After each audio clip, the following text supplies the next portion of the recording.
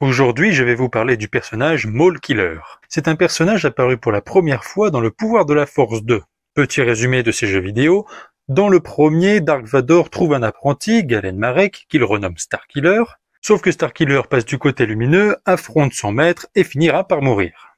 Et dans Le Pouvoir de la Force 2, on apprend que Dark Vador a récupéré le corps de son ancien apprenti pour le cloner et tenter de se faire une armée d'êtres sensibles à la Force et très puissants.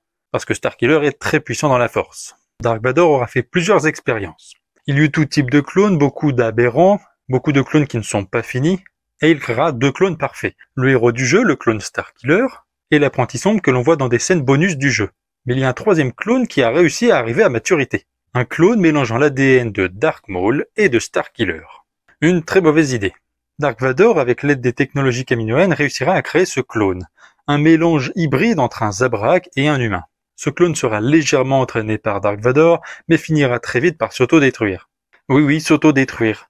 Le corps de Maul Killer n'arrivera pas à tenir toute la puissance cumulée de Dark Maul et de Starkiller, et il finira par exploser. Mais cet être sera quand même décrit comme étant l'un des rares à avoir fait peur à Dark Vador. C'est un personnage que l'on pouvait retrouver seulement sur Xbox 360. Il n'aura pas eu plus de développement que ça, et en même temps c'est pas plus mal.